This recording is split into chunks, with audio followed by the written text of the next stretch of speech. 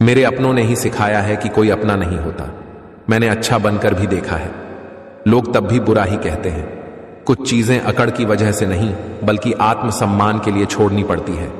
आप रिश्ते बनाकर भी क्या कर लोगे जब सामने वाले का इरादा ही ना हो निभाने का। अगर कोई आपके बिना खुश है तो उसे खुश ही रहने दो। उसके ज्यादा पीछे पड़कर अपनी सेल्फ रिस्पेक्ट को कभी मत खोना। जो जा रहा है उसे जाने दो। वो आज रुक भी गया तो कल चला ही जाएगा। सच्चाई हमेशा खामोश रहने वाले इंसान के अंदर ही मिलती है।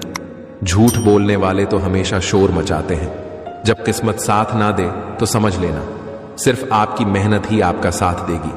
आप जितना ज्यादा ईमानदार, सच्चे और सरल हो जाओगे उतने ज्यादा ठगे जाओगे, उतने ज्यादा धोखे खाओगे। श्री कृष्ण कहते हैं कि बीता हुआ कल जीवन को समझने का एक अच्छा मौका है और आने वाला कल जीवन को जीने का एक दूसरा मौका।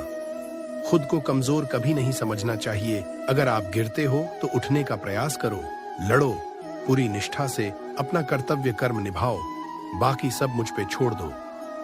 श्री कृष्ण कहते हैं कि जितना हो सके खामोश रहना ही अच्छा है, क्योंकि सबसे ज्यादा गुनाह इंसान से जुबान ही करवाती है। सुख में मनुष्य ईश्वर को याद नहीं करता, जब दुख में होता है तभी याद करता है, क्योंकि दुख में हम जिम्मेदारी दूसरों पर डाल देते हैं और सुख में जिम्मेदारी खुद ले लेते हैं।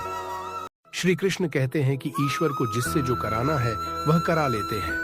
ना हम श्रेष्ठ है, ना हम खास है, बस हम ईश्वर के दास हैं। किसी को डर है कि भगवान देख रहा है और किसी को भरोसा है कि भगवान देख रहा है। आत्मविश्वास है तो तुम शुरू करने से पहले ही जीत चुके हो। सभी को सुख देने की क्षमता भले ही हमारे हाथ में न हो, किंतु किसी को दुख न पहुंचे यह तो हमारे हाथ में ही है। श्री कृष्ण कहते हैं कि दूसरों की परेशानी का कभी भी आनंद मत लिया करो, क्योंकि कहीं ईश्वर आपको वही परेशानी तोहफे में न दे दे, क्योंकि ईश्वर अक्सर वही देता है जिसमें आपको आनंद मिलता है।